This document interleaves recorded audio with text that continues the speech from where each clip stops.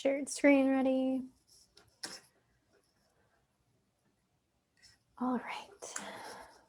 Well, thank you both for attending in person on Zoom for us. So we're going to be going over our Choose Your Own Adventure model of learning. I'm Jessica Sansone, an assistant professor in exercise science. So this is a little bit based right now in exercise science, and hopefully we can get some different perspectives. So I wanted to start with a Choose Your Own Adventure. So we wake up in a new uncertain world with many changes, 2020. We can no longer go out to eat or to the movies. You haven't seen your students in class at one time since March. You're teaching in Shenflex. So what do we deal with first? We drink all the coffee, get a new puppy, or lay under the cover and avoid all our problems. Which one do we want to choose? I think this has to be a group decision, but yeah, and Bobby, my votes are number 2. Bobby's cheating because he has seen this. No, I just don't drink coffee. And I'm always up for a new puppy. I have too many dogs, so I have to choose coffee. Okay, we'll start with coffee. We can go with coffee then. So we drink all the coffee, too much caffeine, and we're terrifying our freshmen on Zoom. So we're going to go back and try a different approach. So, Bobby, should we try your get a new puppy? I think so. That's our winner. So we're able to have a distraction when we're done with Zooming all day, and frequent potty breaks means we're getting all of our steps every hour. So that was kind of an example of how the Choose Your Own Adventure went in my class, giving 3 different options, and then students were choosing and linking through PowerPoints. So our overall goals for today is to define Choose Your Own Adventure as a learning tool, and Choose Your Own Adventure is really long to write out, so you'll see CYOA a lot. We're going to generate a situation in which you in your classroom might use a Choose Your Own Adventure, and then we're going to work through the 3C organizational method. So the first thing is, where did this idea come from? So currently I'm teaching a class that is very hands-on, and in Shenflex and COVID times, we can't really do as much hands-on as I'd like. So I was in a TLL fellows meeting, and I was frustrated in getting the students enough practice in terms of using role play and not being able to kind of guide them as much as I wanted to because of Zoom, asynchronous students, and students in the classroom. I was mostly nervous for students that were on Zoom or asynchronous, not getting the amount of feedback that they would normally get. So typically I do semi-structured role play in these situations. When they're asynchronous, it's a little bit more difficult. They might be watching a video, but it's not the same hands-on experience. So through these conversations in this fellows meeting, we kind of talked about a Choose Your Own Adventure style, and maybe that would work. Not really sure how it would work, but also knowing it would take a pretty decent amount of time to develop. So I spent this summer developing the first tool that I've used for this, and I hope to be able to develop more as time goes on, even when we're out of COVID and Shenflex. I think this will be a great tool. I also think I can use it for students to make themselves and give them an opportunity to practice seeing how you have different options. So my students' feedback from using the tool, which we'll move into more of what it is, but they said it was a great practice option. So when it came time to study for an exam, or if they felt they weren't getting enough just in class, they had this additional option. They also got to see how people acted in a real world. So I think a lot of times in the classroom, we tell students you're in this role play, and they feed into the easy answer. So this gave them time to explore more difficult options. And then they came into the role play knowing what to expect. So a lot of the students that were even on Zoom or in class did it prior, and then came in kind of having at least some sort of practice under their belt.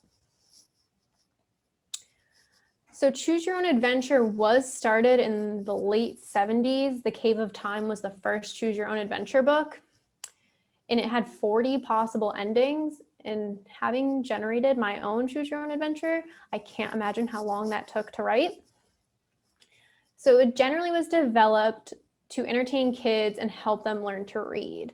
The original author was looking to increase their engagement, hoping that if children were more engaged in what they were reading, they would then read more.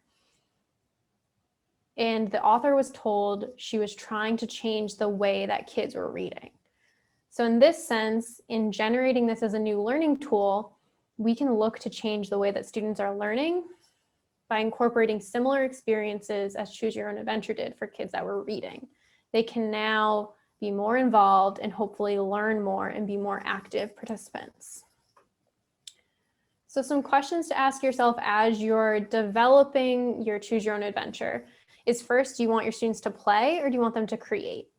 So I think it depends on the class and what the ultimate goal is. I think in a writing class, creating your own Choose Your Own Adventure would be really important.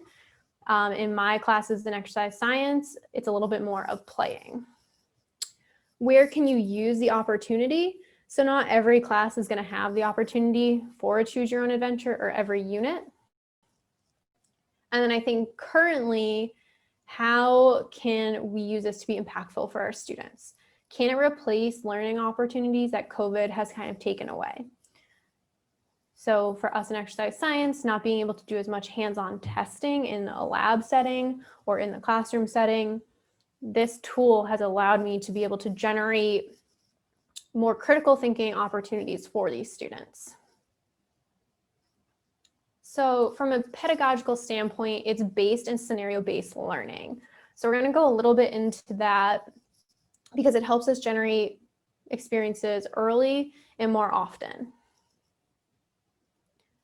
So one of the great things about these branching scenarios is that it provides industry-like standards. So you can work with people in your industry to find actual scenarios that they're seeing in the workplace that maybe students that are coming straight out of college are not getting experience in. And now they can get this scenario without maybe doing an internship or some sort of shadowing.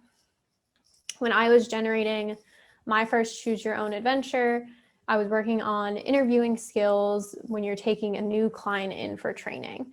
So to figure out what questions needed to be asked and how someone might respond, I interviewed someone and used that structure to then generate the Choose Your Own Adventure. You can then add branching scenarios, so you don't always need to have every student ending in the same result.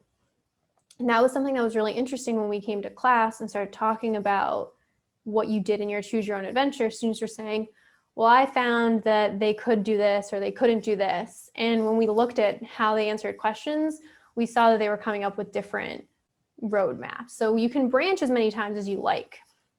As you branch more, it gets more difficult to keep organized. It does increase engagement because the early decisions in the story usually impact later on down the road. They have to consider all of the consequences. So this means that they're becoming more of an active participant in their learning rather than just being passive. And there is some safety in failure. So we want the scenarios to be meaningful so that they actually feel some connection. And we want to avoid any obvious choices. So if we're looking at this individual's coming in to meet with me, and my first question is something that's completely ridiculous, you don't want to have that as an option because no student will choose that, and it doesn't offer opportunity to really explore the 3 different options. And then if they fail, it's on their own, no one's around to see it, and it's okay.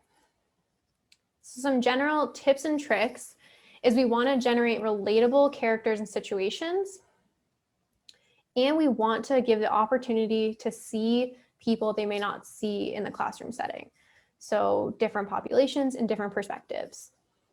I find in a lot of my classes, they're interviewing each other. So they're working generally with college-aged, fairly active individuals. But in the real world, you're working with people with diseases, older individuals, sometimes children when we have more physical education students. So being able to weave in those perspectives has been really important. So they're learning to ask more questions rather than just the basic questions you might ask someone who's already active. You do need to prioritize planning. So a lot of initial planning up front makes it easy to be able to adapt and improve as you go on. The upkeep is a lot easier, but there is a lot of work at the beginning. And you want to focus on the exploration of options. So usually out of my 3 options, I have 2 that are generally good options and might require a different follow-up, and 1 option that might be asked but is not the best in that situation. So why should we try Choose Your Own Adventure? It's a lot of work. It probably took me about a month to fully develop it and make it clean, but it gave my students the opportunity to learn by doing. Their choice directly impacted the character. There doesn't always need to be one right answer, which sometimes students struggle with there not just being one correct answer. So giving them different options was really important to them, especially in different fields, mental health and similar topics of that. There may not always be one direct answer. So this allows exploration of all of them. And it does add an aspect of gamifying, which I found anytime you can get your students to play a game, they're going to increase their engagement and be more active. The day after the Choose Your Own Adventure has probably been the most active my students were in class, even the ones on Zoom. I think everyone was talking. It was great. When I don't do Choose Your Own Adventure, it's quiet. So I want you guys to kind of share where you think you might use a Choose Your Own Adventure scenario in a course you teach. So Bobby, I'll have you go first since you've been exposed to this before. Yeah, thinking about some of the modules that we all love at the beginning of each school year, but doing sort of the role plays, because there are a couple classes that I teach where we do a lot of role plays, whether it's from like a motivational interviewing health perspective side or from more of a sports psychology consulting side. And especially now where it's harder to do that, it could be beneficial for them to have some sort of thing where they choose, because we're practicing using reflecting skills and stuff like that to try and get the client to answer in a certain way or to just generate more depth in the response from the clients. And so using it in that way where I give them some layers of reflections that they utilize or questions that they ask, and then the clients respond in either, a shallow or more in-depth sort of way. Definitely. And something I think helped in the scenarios I've created was providing real-time feedback. So when you're generating those different layers, you can then say if they chose option C, you can have, the next steps, but you can also have an aspect on the slide that says, this is what you got from this. This is how it relates exactly to your class concept. Do you also find when you're doing more of your motivational interviewing that your students don't know where to start? Oh yeah, absolutely. We can always give them a structured sort of start. It's hard when it's more contrived, when people are actually coming in and out, or they're finishing up a rehab session of some sort or an exercise session. They're already more organically conversing in the first place. So these contrived scenarios are more challenging. But yeah, I've definitely noticed that after if I give them some more open-ended questions, they're fine asking that. But it's the micro skills in between of reflecting or affirming or summarizing that they really struggle with. And so, yeah, providing some of that feedback of this is why you probably aren't going to get the response you want by asking this, because it doesn't actually do this, or you miss an opportunity to affirm and build their self-efficacy with that small thing that they said here. Right. So that's why I think the great opportunity that this provides is they have a practice. They have a low stakes practice. If they make a mistake or ask the wrong question at home with no one watching, they can learn from that. But it also kind of tells them what questions to ask. So I found when I've done role play scenarios with interviewing exercise clients as they come in, students don't know where to start. They know the information that they need to gather, but they don't know where to start. So this gave them a starting point and some good questions to ask. Kim, where do you think you could use a Choose Your Own Adventure in a course? I think this would be really helpful. Actually, the summer that we just finished, I really could have used an idea like this. I teach an emergency care and risk management course in athletic training. And so it's really the acute on the field. An athlete goes down on the field or the courts, and there's a series of decisions that you need to make. And when we were doing a lot of this over Zoom, we weren't able to be face-to-face from May to July. And so students had a really hard time grasping, like, how do I know when to activate EMS? How do I know when to check vitals? When do I stabilize cervical spine? When do I administer oxygen? Like, going through these emergency scenarios that they'll very rarely encounter in real life, these true life or death emergencies. I think this would be a fantastic practice for them. And so I'm just thinking ahead to using this in the other emergency care courses that I teach, and how we can use this, again, like you said, to let students fail in safety, essentially, because their mistakes, in these settings could be fatal for the patient or for the athlete. And so to give them the confidence to make the right decision or to see where they went wrong, I think would have been so helpful for them in the past, but I'm excited for the future. Yeah, I've seen in my research of kind of developing this, a lot of times was in healthcare. Similarly, I was using it to not as life or death. we wanted to find out if people had any signs or symptoms of disease. Well, asking someone if you just have signs or symptoms of disease isn't enough. So that's usually one of the questions I offer, like, do you have any signs and symptoms of disease? And when they click that option, I tell them, you're on the right track, but your average individual won't know this. So here are some options that you could go through. Pick from these options to kind of continue. And something we'll talk about towards the end of this is, which I think would be great for you, Kim, is using Canvas and your ability to implement multimedia more in Canvas. PowerPoint sometimes can just be a little finicky, or it becomes a really large file. And I think Canvas offers some really good opportunities with that as well. So I definitely think that's awesome for emergency medicine. So we're going to talk a little bit about plotting and workflow, and this is going to kind of lead into next Monday when I'll go more into how you actually create some things. We were going to focus on PowerPoint, but I'm also open to going into a little bit more on Canvas. I kind of created a mini one today. So our main goal is to keep the decision tree straight. And the more branching you have, the more difficult it can be. So organization is key here. So there are a couple different ways. You can start with plotting. This is how I did it the first time. I kind of had, this large piece of paper, and I was drawing out, we're starting here. This is this question. These are the options, and generating some sort of plot. So you want to do what works for you, but you want to make sure you're following everything. So you can use things like branch track and flow charts, or just, I like to handwrite, or I'll use Notability on my iPad and draw it all out. And what that lets me do is it lets me check it off as I create it, because you don't want to miss a link. And that's kind of what's scary about using PowerPoint or even Canvas, is if you miss a link, your student all of a sudden comes to a dead end and they can't really get back. So you have to be really careful in your planning. And that's why this does require a lot of work up front, but can be really useful. I'm a color coding person. So I like to color code, and we're going to go through my 3C organizational tool, and you'll see kind of how I color code in that. And that's, I think, helps develop the entire idea a little bit stronger. And our 3 C's are challenge, choice, and consequences. So each stage, you want to offer a clearly defined challenge. So what are they learning? I generally like to have an overall challenge. So if we're looking at emergency medicine, the overall challenge might be, how do we respond to an unconscious athlete on the field? That's our overall challenge. But then each stage is, okay, my first challenge is, what do I do first?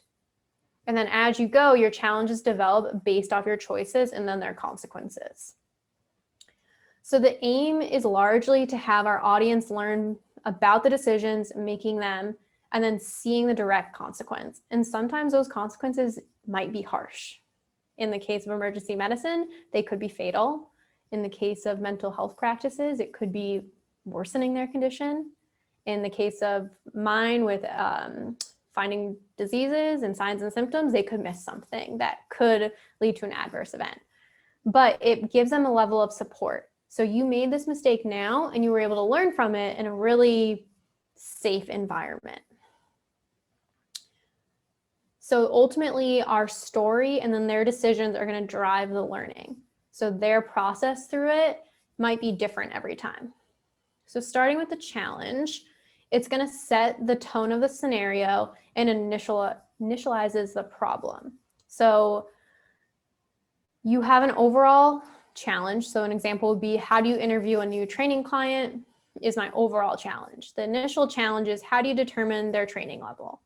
So general, entire choose your own adventure is new client, first step, first challenge, training them. We then move into the choices, which generally you want 3. Having more than 3 can kind of be overwhelming and has shown to be a little bit over just too much information and too many correct choices. They should be plausible and reasonable. They don't always need to be the most accurate though.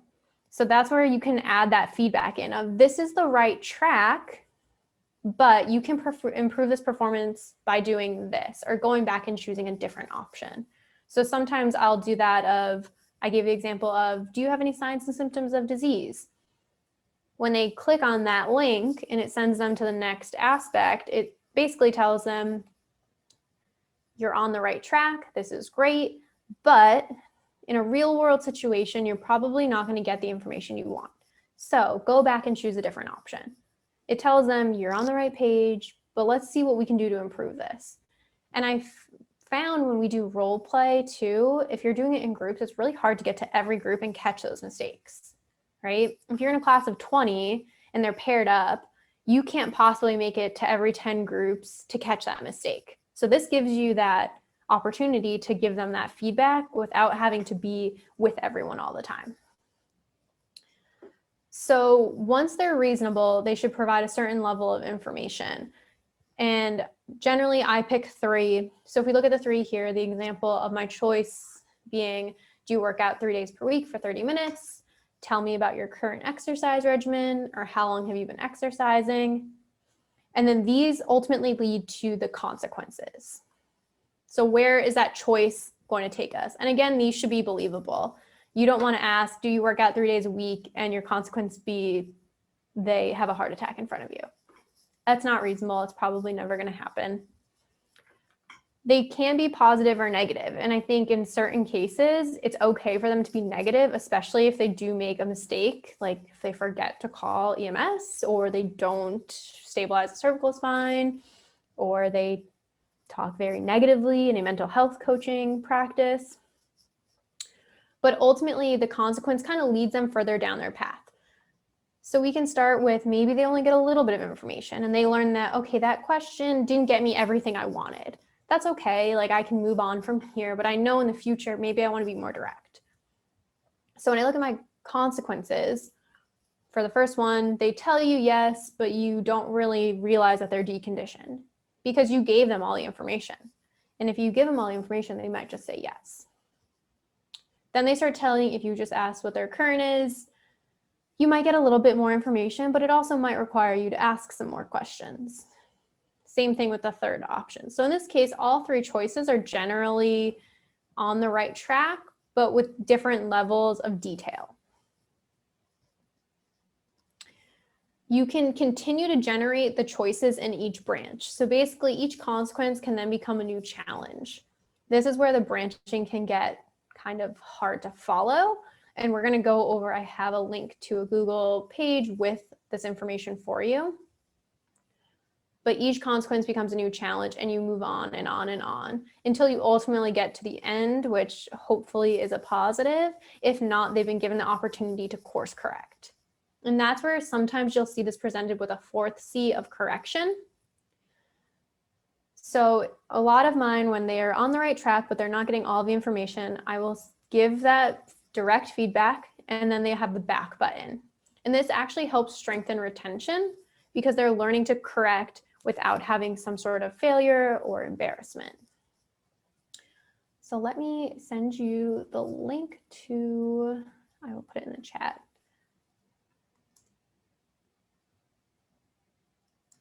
to the Google slide.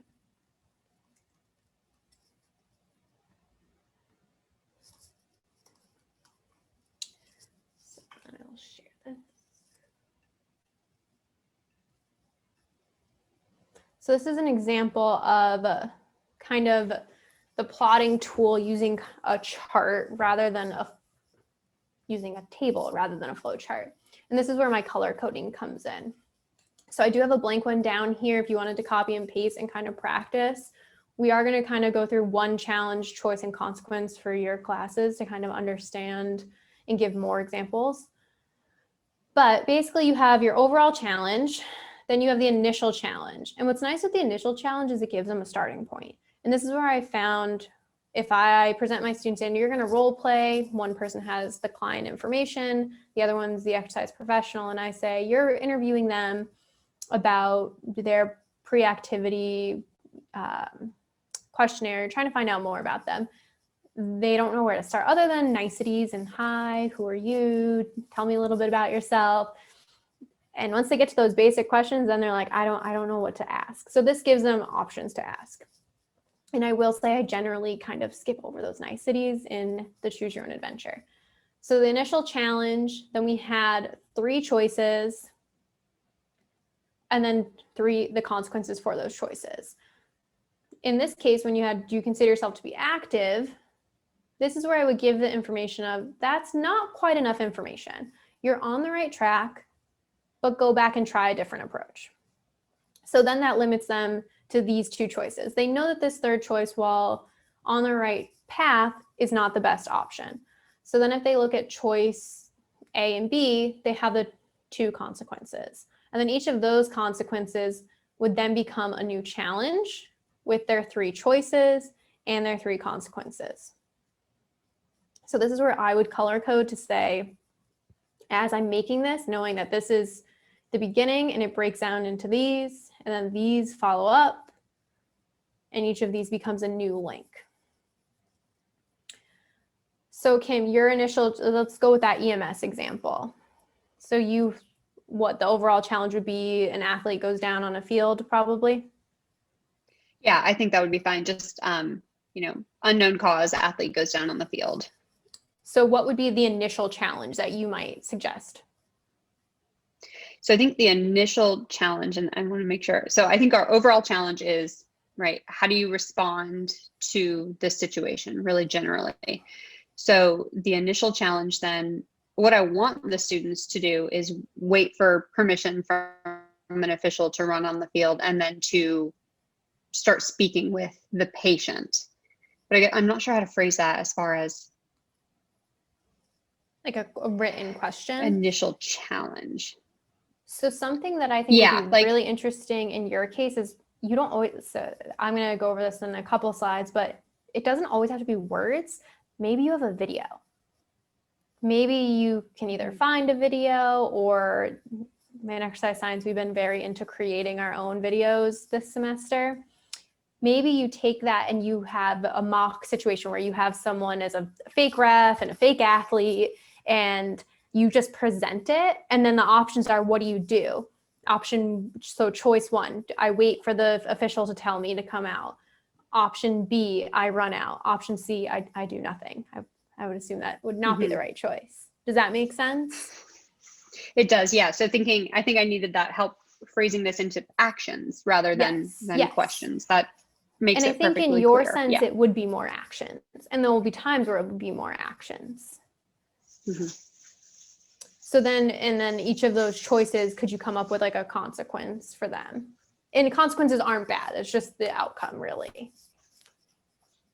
Right.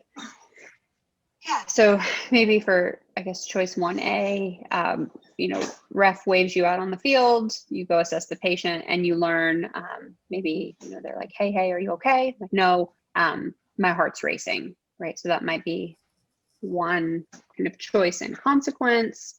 The second choice was just to run out on the field. And now maybe you have the official in your face saying, hey, play's not stopped, get off the field. Maybe that third choice would be immediately activating EMS, right? So maybe they're jumping the gun a little bit. And so on that, I think that would be the negative consequence, where we would say, back up. You don't know what's wrong with the patient. You don't know if it's a medical emergency. Try again. Something like that. Yeah. And then you could have, in that case, you could build a back button. whatever that back button is, whether it's listing those two choices again, an actual button to go back, which is what I do, or on Canvas, you can say maybe like previous, and it would link them back. And now they know, okay, my two options then should be run right out onto the field or wait for the official. And then I would assume what I think it would be really awesome from that, even running right out onto the field, it gives them an opportunity to learn, okay, I made that mistake. Now what do I do? Right. Like you could continue down that path, but with the feedback of you probably should have waited for the official. But now we're here, let's see what happens. Gotcha. Yeah, that's cool. That's really, I feel like I have a lot of ideas running through my head right now.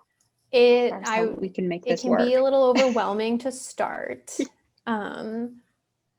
But once you kind of start, especially in something like EMS response, it's going to be very clear once you start. Bobby, what about you? What would be your overall challenge? I mean, yeah, mine is less concrete. You had a very good path to go down. I don't always. But and that's I've been sitting here thinking, right? so I was like, I know she's going to ask me. No, I warned you. You had fair warning for like days. So you just did a motivational interviewing, right? Yeah. And so I'm assuming you I know you did a video for that. Yeah, for their exam. Could you pick, let's say you start the video, you start the motivational interviewing, and then it stops. And maybe you know what your next questions could be. Maybe you present those as your three choices. Yeah, so I guess I could start it off with like something that the client had said and then have the sort of the next steps. So a reflection, or you just skip it and you move on, you ask another question, and they could be options of things that are more close-ended and aren't going to really result in much valuable information from the client, versus choosing what happens if they maybe opt to do a reflection rather than just move on with another question and then kind of lead down that path of the information that they get there, as opposed to if they just skip it and now they're asking another question and now they're just going down a different path. What I like about both of these examples is Kim's is a very obvious path. There is probably one right way to do this, but it allows a student to explore the things that they might want to do and make that mistake. Versus Bobby, yours is looking more at, there's multiple options and you're going to end up with those 40 different endings. It might take a while, but there's multiple ways to do it. And then what I find is letting the students reflect. So when you come into the classroom setting, or if it's online, a discussion board, they can look and say, I thought that in Kim's case, I thought I should do step 3 first. But I realized I went ahead and this is now something I won't do. And then Bobby, with yours, you could have multiple conversations about what was your end goal? Okay, well, how did I get there? And maybe one person misses a big portion of that interviewing because they didn't think to ask this question when we look at those paths. Does that make sense? So I really liked kind of this tool in the sense of just kind of making sure everything has a consequence. I personally did more of a map out drawing. It felt a little easier. All right, you can see the PowerPoint screen again. Okay. So this was what we just looked at, looking at that 3C organizational tool. So when we look at how to implement, I'm not going to focus too much on PowerPoint and Google Slides right now. We'll get into a little bit more of that ticky-tacky of that next week. If you can come with kind of a little bit, maybe not fully developed, but at least that beginning challenge, choice, consequences. So when you're actually looking at how to build it, we can kind of build one. But what I found to be really interesting and something I'm going to start incorporating more is Canvas mini create your own adventures. So I know Bobby does, but Kim, do you use the Canvas modules? Yeah, I like them in the sense of creating things like this and using the linking. I guess they don't need to be in a module, but I find the modules like a good organizational tool. So you can create the pages that follow your story, and the link, instead of in PowerPoint, we link to new slides. In Canvas, we can link to a new page. And basically what it does is it gives us a little bit more freedom. I think you can incorporate more into Canvas. So incorporating multimedia, especially those videos that we've talked about, you can directly embed them in there. You could do that in PowerPoint. Again, it's going to be a very large file. And then what I like is at the end having a discussion board. So they move through this whole path, and then they have a discussion board where they can then reflect on the process. And I think that's what's key in this Choose Your Own Adventure, is the opportunity for reflection. So giving our students a chance to say, this is where I struggled and this is where I can improve. And then from that, being able to go in and in class, maybe try again. Right now in ShenFlex times, it is the option for the asynchronous students, and they do have the reflection where I will go in and work with them one-on-one. But in normal times, having this kind of before class, or maybe you do this in class and then move into more of a role play scenario or different scenarios, they have that basic understanding. So when we look at Canvas, this is what I kind of made one a little bit this morning. A little bit Halloween spooky theme, but I start with like my first page, my initial challenge. And so this was a fun one. It wasn't educational at all, but saying you wake up on October 31st in a clearing. Next to you, you find a backpack with snacks. It's candy corn and some water, but no map. You have a feeling you should be moving and that something spooky is afoot, and you look around, you see a path to the forest and a path to a water tower. So what do you do? So you have two options, or three, I guess one of them got cut off. Stay at the water tower, go to the forest, and the third one got cropped off, but stay where you are. Well, stay where you are, probably not going to end well. But what I did was each of these would link to a page. So then if you went into the forest, you enter the forest, you hear nothing but your own footsteps, you walk a while till you get to a divergent path, and you can go left or go right. What I liked about generating this in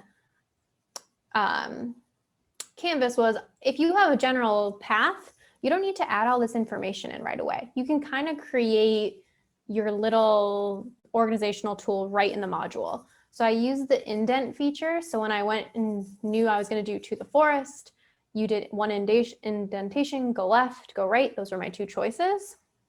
And then from there, I could further indent and keep it organized as this is the forest path.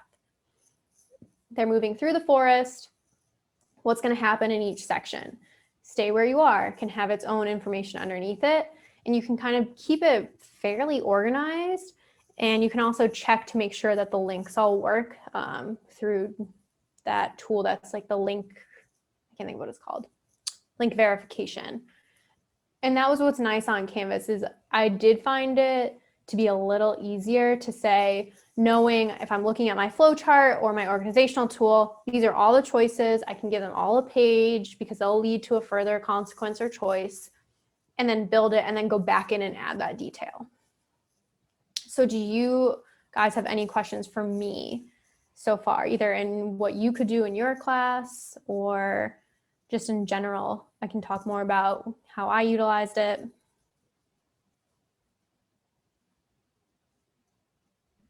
No, I mean, I think my big question is just for the next part in PowerPoint. I certainly get how to link them in Canvas. I'm not super familiar with how that would work with PowerPoint, so I'll save that for the next time. I will warn, in PowerPoint, you have to be very, very on top of your organizational tools and skills. Because again, if you miss something, you'll lead to a dead end. PowerPoint can be, I think it's a little bit better for more complex ones because you're not linking forever and ever in Canvas, but it's a lot to make sure you're following everything. Kim, do you have any other questions?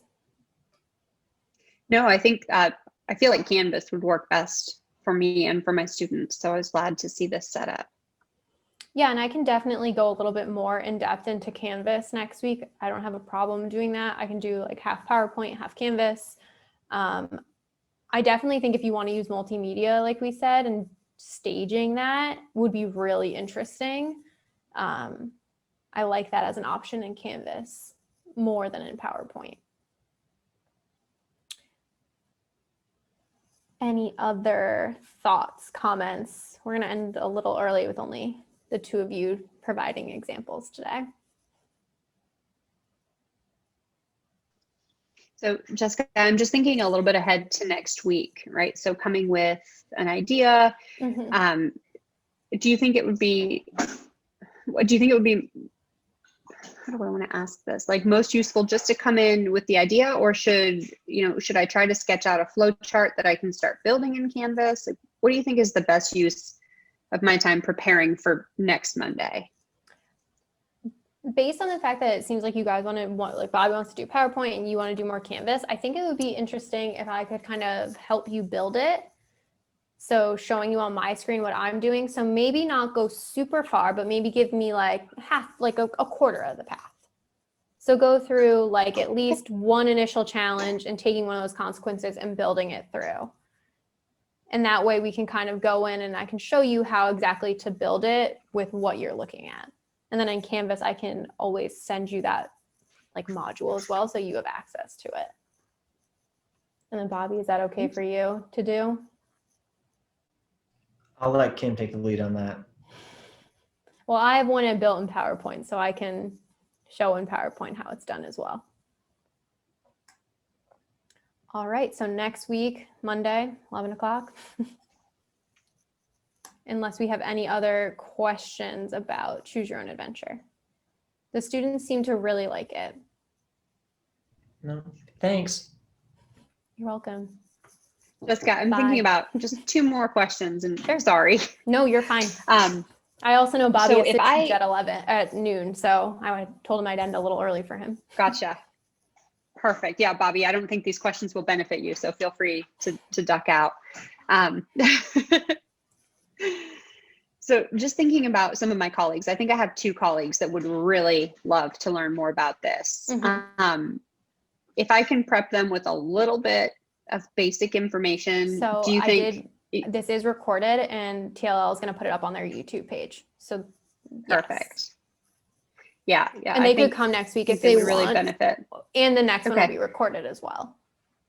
Excellent. And then my second question, when it comes to asking students to build their own, create your own adventure, have you done that yet?